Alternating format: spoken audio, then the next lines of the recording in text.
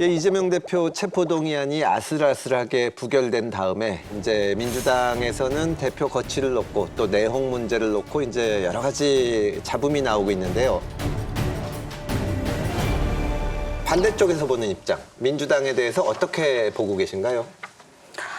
저는 사실 이상민 의원님 같으신 분이 딱 지금 깃발을 들고 이거 지금 저 가결시켜야 된다. 그래야지 당이 산다. 이랬으면 딱 좋았을 텐데 어찌됐든 그래도 37표 정도의 이탈표가 나온 거잖아요. 어쨌든 그렇게 이탈을 해서 소극적인 그 의사표현을 했다는 것은 그래도 좀 희망이 있다 이런 생각이 들고요. 그분들이 지금 말씀하시는 게 다음에 체포동의안이 오면 지금하고는 다르게 행동해야 된다라는 경고를 준 것 같아요.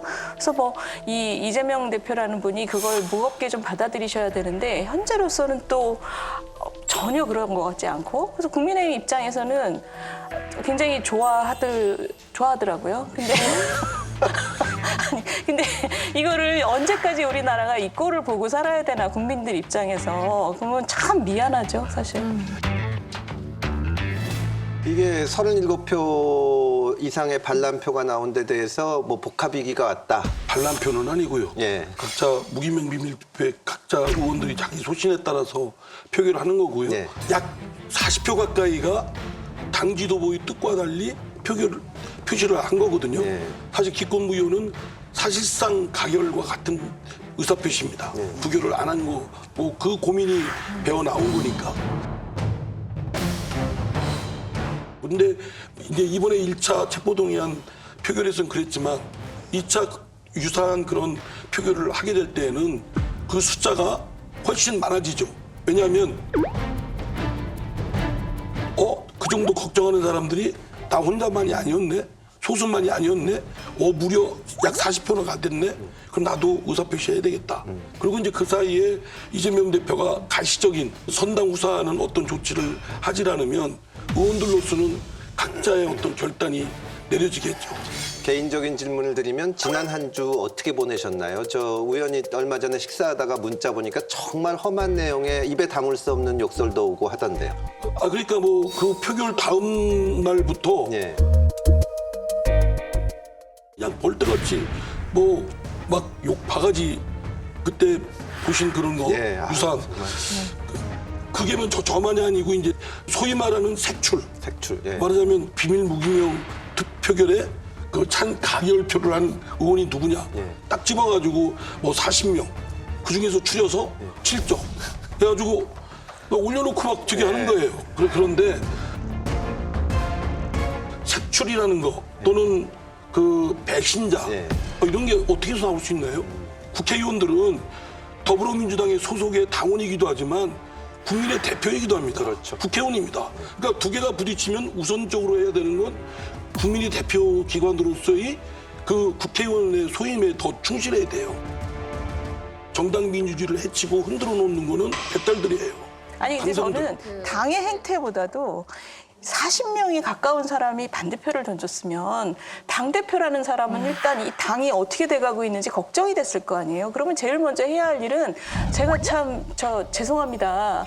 이게 우리 이 안에서 더 이상은 서로 갈등이 좀 없었으면 좋겠습니다. 서로 욕하지 마시고 색출도 하지 마세요. 이랬어야 되는데 수박 깨고 6일 내내 그러는 거를 보고 있다가 사람들이 옆에서 이제 당대표한테 당신 뭐 하는 거냐 이러니까 이제 그 성명을 낸 거잖아요. 근데 성명의 내용이 너무 웃긴 거예요. 색출 작업이 이루어지고 있는데 여기에 대해서 좀 어떻게 생각하십니까?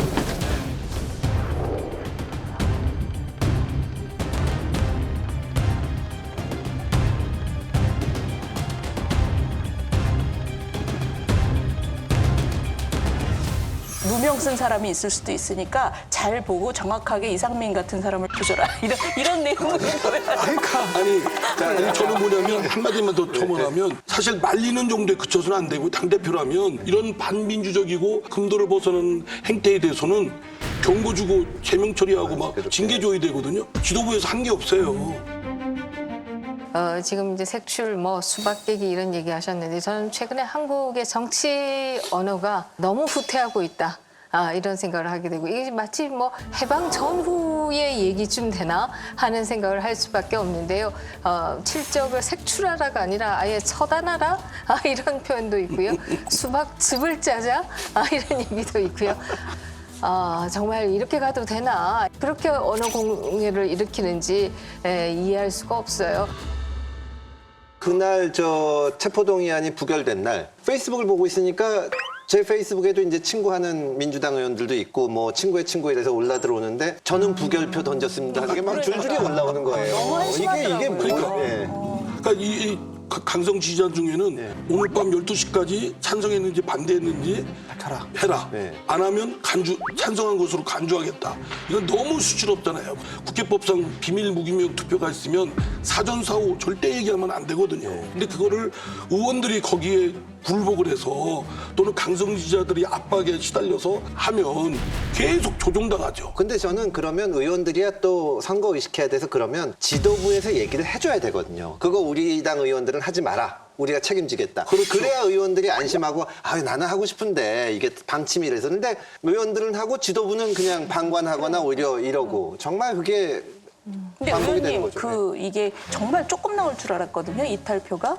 근데 이렇게 많아진 것의 중간 단계가 뭔가 이렇게 부결해 줄 테니까 다음번에 이렇게 기대하는 눈을 보내면 이재명이라는 그 대표가 실질 심사 받으러 가겠다 이런 뭔가 그런 말을 할 거라고 기대를 했는데 그게 부서진 거 그건 때문이에요? 아니고요.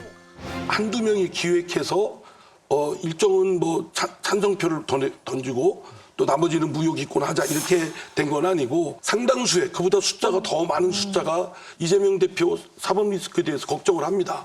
이거는 이대로 가면 안 된다. 그런 것 때문에 고민에 일단이 나온 겁니다. 사실은 그보다 더 많은 숫자가 가결도 할 수 있고 또 무효나 기권할 수 있죠. 근데 무효기권이 가결로 가담을 하는 건 그래도 우리 당 대표가 어쨌든 그 검찰로부터 시달림을 받고 있는데 그거를 찬성하는 쪽으로 하는 게 좀 마음에 찝찝하고 하니까 무효 기권한 겁니다. 이재명 대표가 문명 시대로 가야 된다는 얘기를 했어요.